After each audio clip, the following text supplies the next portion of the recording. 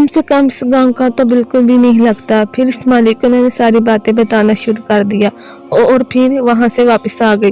मैंने कहा कि मेरी कहानी तो वैसे पूरे गांव में गूंजती हुई है।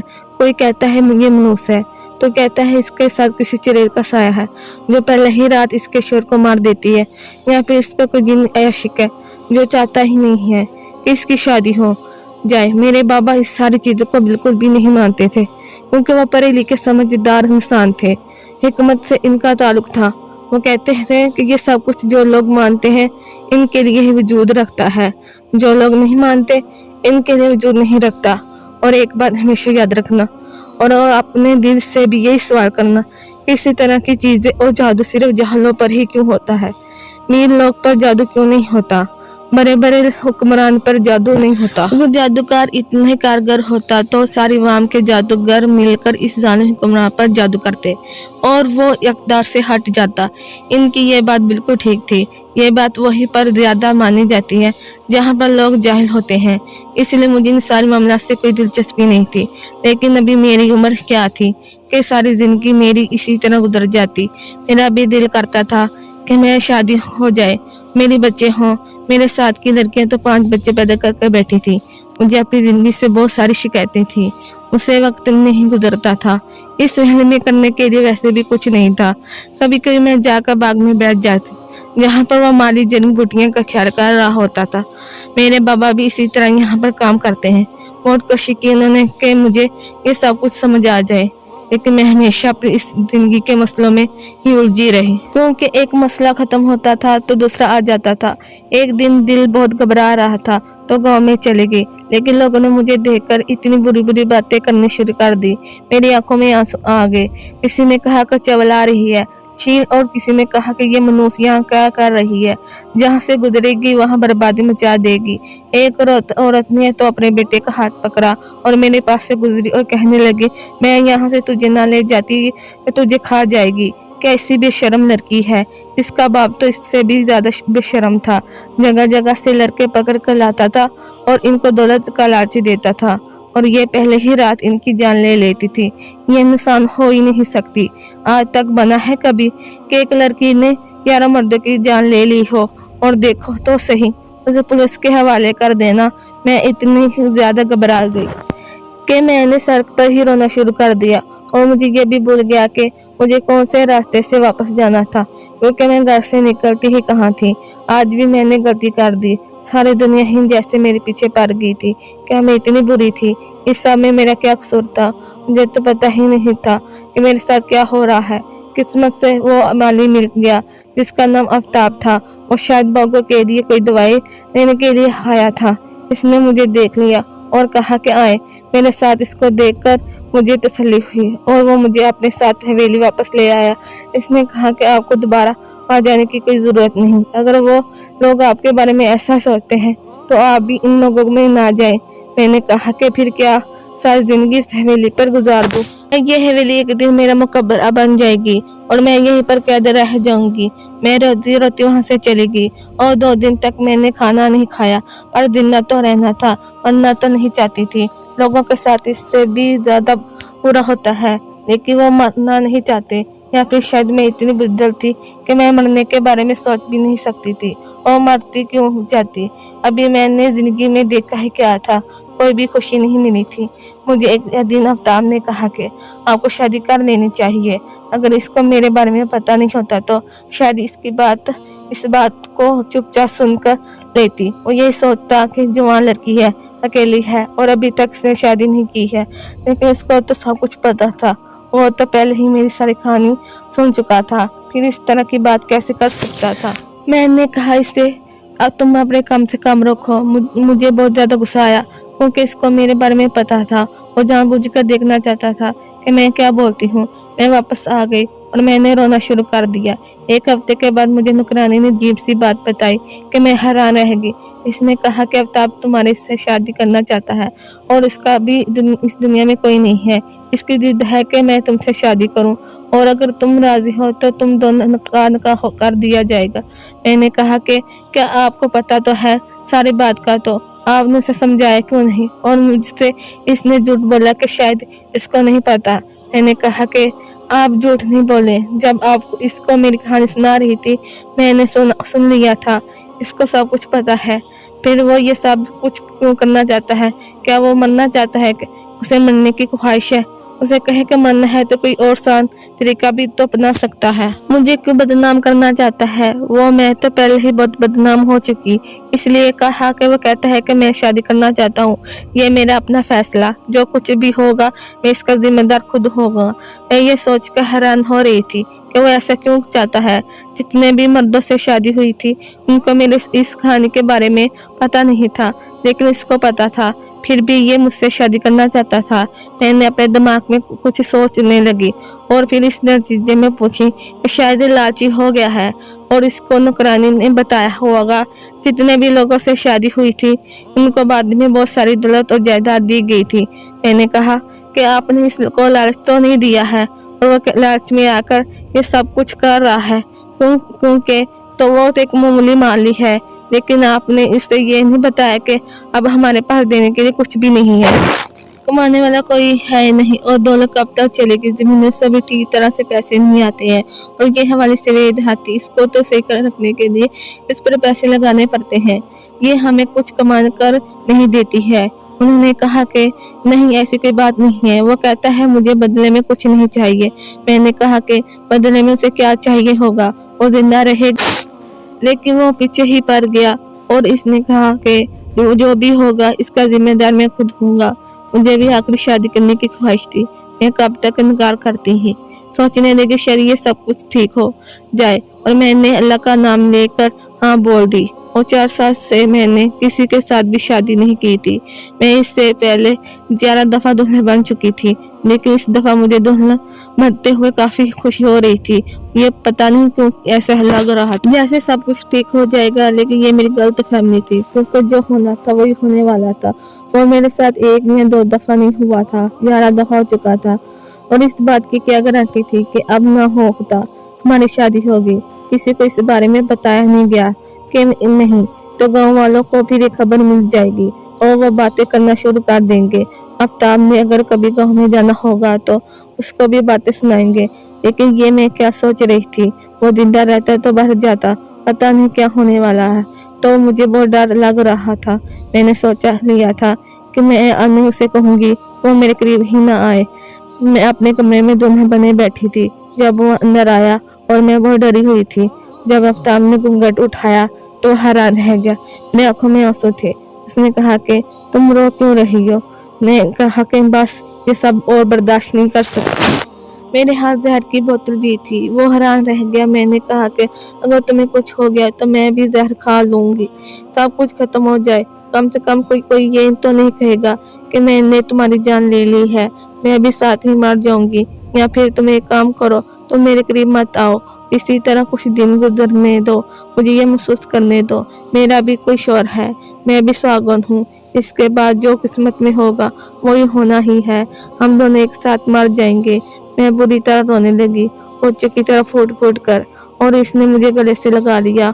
इसने कहा कि फिक्र मत करो, कुछ नहीं होगा, मैं अभी आता हूँ। फिर कहकर बाहर चला गया और मैं हैरान थी कि कहाँ गया है।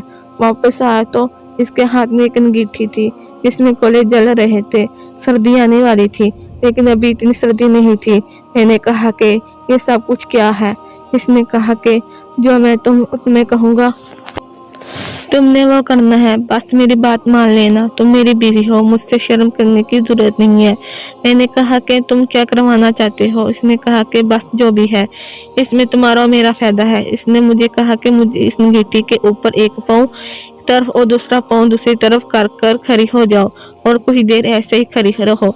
ये सब अजीब था, लेकिन यहाँ पहले भी बहुत अजीब हो चुका था। ये बात भी अजीब थी, लेकिन मैंने इसकी बात मान ली और 3 दिन तक ऐसा ही किया। वो मुझे खाने के लिए भी कोई चीज देता रहा और मैं पास नहीं आया। मैं खुश थी क्योंकि पहली दफा ऐसा हुआ था कि मेरा दूल्हा 2 दिन तक जिंदा था। लोग तो ये बात सुनकर हैरान थे। दरअसल बात यह थी कि वो मेरे करीब ही नहीं आया था। इस पर फिर भी खुश थी, लेकिन वो मेरे करीब आने लगा और मैंने उसे कहा कि नहीं, वरना कुछ हो जाएगा। इसने कहा कर यकीन करो, कुछ नहीं होगा। मैंने अपनी आंखें बंद कर ली क्योंकि मैंने सोच लिया था कि इसके बाद वो मर जाएगा और मैं भी जहर खा लूंगी। लेकिन जब सुबह हुई और मैंने इसको जगाया तो वो जाग गया। मैं हैरान रह गई, समझ नहीं आ रहा था खुशी से रो रही हूँ या दुख से। यकीन नहीं हो रहा था, लेकिन इस बात पर देर से मुस्कुरा दिया और उसने मुझे गले से लगा लिया। इसने कहा कि मैंने कहा था ना, मुझ पर भरोसा करो। मैंने कहा कि ये सब कुछ क्या है, वो जाने लगा और इसने कहा कि आज के बाद तुम्हारी जिंदगी में कुछ बुरा नहीं होगा। इसी तरह हमारी जिंदगी गुजरने लगी। वो रात को अंगीठी जलाया करता था और मुझसे वही काम करवाता था और मुझे कोई दवाई भी देता था। मैं चुपचाप खा लेती थी। ये दवाई भी कुछ ऐसी थी जैसे मेरे बाबा मुझे खिलाया करते थे। लेकिन मेरी शादीशुदा जिंदगी अच्छी गुजर रही थी। मेरी रूह को सुकून आ गया था। मुझे एक हमसफर मिल गया था और 1 महीने बाद ये जानकर तो मेरे पाँव जमीन पर ही नहीं लग रहे थे कि मैं माँ बनने वाली थी। ये खुशी मेरे लिए बहुत ज्यादा बड़ी थी, लेकिन इस बात पर मेरा शौहर थोड़ा सा परेशान था। इसने कहा कि ये महला आसान नहीं होगा। मैंने कहा कि मैं कुछ भी करने के लिए तैयार हूँ, मुझे कोई मसला नहीं होगा, चाहे मेरी जान चली जाए, लेकिन मेरा बच्चा इस दुनिया में आ जाए। इसने कहा कि तुम्हारी जान नहीं जाएगी। मैं इससे खुश थी कि मैंने कहा कि ऐसा क्या जादू किया है, लेकिन वो बताता नहीं था। मैंने उसे एक दिन कहा कि तुम्हें अपने होने वाले बच्चे की कसम है, मुझे बताओ कि तुमने ये सब कुछ कैसे किया। 11 मर्द मर गए थे, तुम कैसे बच गए? इसने कहा कि पहली बात तो यह है कि मैं कोई माली नहीं हूँ और मैं तुम्हारे बारे में पहले ही जानता था। मैं ये सुनकर हैरान रह गई। इसने कहा कि ये कहानी सिर्फ तुम्हारे गांव में ही नहीं फैली, बल्कि इधर उधर भी फैल चुकी है। मैंने भी कहीं से सुनी थी और मैं तुम्हारे बाप को भी अच्छी तरह जानता था। किसी जमाने में इनकी शागिर्दी कर चुका था, लेकिन फिर मुझे यहाँ से जाना पड़ गया। मैं माली नहीं हूँ, मैं भी तुम्हारे बाप की तरह एक हकीम हूँ। जब तुम्हारे बाप का पता चला कि वो इस दुनिया में से चले गए हैं तो मैं यहाँ आ गया। इनकी जड़ी बूटियां जो हर बाग में जल रही थी, कोई आम बूटियां नहीं थी, बहुत ज्यादा कीमती थी, इसीलिए इसकी कदर सिर्फ एक हकीम ही समझ सकता था। तभी मैं इनका ख्याल कर रहा था और तुम्हारा इलाज भी मैंने तलाश कर लिया था। दरअसल जब तुम बहुत छोटी थी तो बहुत बीमार रहती थी। तुम्हें एक ऐसी बीमारी थी जिसका कोई इलाज नहीं था। तुम्हारे बाप ने अपने अक्ल और जानने के साथ तुम्हारा इलाज तो कर लिया, लेकिन जैसे हर दवाई एक साइड इफेक्ट होता है, इसीलिए तुम्हारी जान बचाने के लिए इसने तुम्हें जो दवाई दी थी, इनके कुछ नुकसान थे। वो दवाई तुम्हें कोई नुकसान नहीं पहुंचाती, लेकिन अगर कोई मर्द तुमसे शादी करता तो उसके लिए वो जहर का काम करती थी। मैं ये बात सुनकर बहुत हैरान थी। मुझे अभी भी कुछ ठीक से समझ नहीं आ रहा था। इसने कहा कि बस तुम यही समझो कि तुम्हारे अंदर एक खास किस्म का जहर जमा हो गया था जो तुम्हें कुछ नहीं करता था, लेकिन तुम्हारे साथ रिश्ता बनाने वाले मर्द के लिए इतना खतरनाक था, वो एक ही दिन में मर जाता था। और मैं जितने दिन यहाँ रहा, इतने दिन में इस बारे में सोचता रहा और इसका इलाज तलाश करता रहा। मैं ये सोचकर नहीं आया था कि तुमसे शादी करूँगा, मैं बस तुम्हारा ये इलाज करना चाहता था, लेकिन तुमसे कहा कि ये बगैर ये इलाज नहीं कर सकता था, क्योंकि इसका जो तरीकाकार है वो एक शोर ही कर सकता था। मैं शोर बंद कर ही तुम्हारा भरोसा जीत सकता था। अभी भी मुझे शक था कि शायद कुछ गड़बड़ हो जाए, मेरा इलाज सही ना हो और मैं भी इस दुनिया से चला जाऊं, लेकिन मुझे भरोसा था।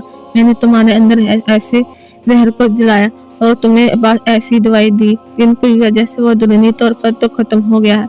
ये 7 दिन का महला था। 7 दिन में इन दवाइयों ने असर किया है और इसके बाद हम एक दूसरे के करीब आ गए और अब तुम सिर्फ 2 महीने और ये सब कुछ करना है। इसके बाद कोई मसला नहीं होगा। अगर 2 महीने तक तुम्हारा अमल बच गया तो फिर समझ जाओ कि बच्चा भी इस दुनिया में आ जाएगा और तुम बिल्कुल नॉर्मल हो जाओगी। मैं पूरी तरह हैरान थी, परेशान थी, मुझे समझ नहीं आ रहा था। वाकई मैं बचपन में बहुत बीमार थी, मुझे जगह जगह लेकर जाया गया था और सब ने यही कहा था कि ये लड़की नहीं बचेगी, लेकिन फिर मेरे बाप ने मेरा इलाज किया और मैं बच गई थी। लेकिन शायद वो खुद भी नहीं जानते थे कि मेरे साथ इनके की वजह से ये सब कुछ हो गया था। अब तो आपका कहना था कि तुम चरे नहीं हो, नामनूस हो, और ये तो एक तबी बीमारी थी और इसी तरह की बहुत सी बीमारी हैं जिनके बारे में हम जानते थे, और इंसान जिस चीज़ के बारे में जानते नहीं है वो या तो इसका दुश्मन बन जाता है और या फिर इससे नफरत करना शुरू कर देता है। इंसान को सूरज चांद तारे के बारे में पता नहीं था तो वो इनसे भी डरता था और फिर इनकी पूजा करनी शुरू कर दी थी। जहालत से इसी तरह की बात निकलती है। गांव वाले सारे जाहिल में किसी को समझ नहीं सकते, लेकिन तुम अब बिल्कुल ठीक हो।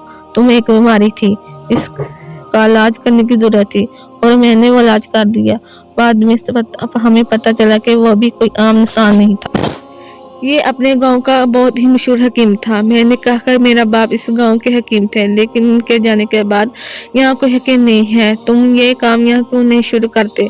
इसने कहा कि नहीं, हम यहाँ नहीं रहेंगे क्योंकि ये लोग तुम्हारी इज्जत नहीं करते। मैं चाहता हूँ कि हम ऐसी जगह पर रहे जहाँ तुम अपनी मर्जी से बाहर आ जा सको और तुम कोई बुरी नज़रों से ना देखे। हम ये हवेली और ज़मीन बेचकर शहर चले जाएंगे और वहाँ पर अपना काम करेंगे। मुझे इसकी बात से कोई मसला नहीं था। इसने कहा कि मेरी जिंदगी बदल दी थी। हमने कहा था कि ठीक है, हमने ऐसा ही किया था।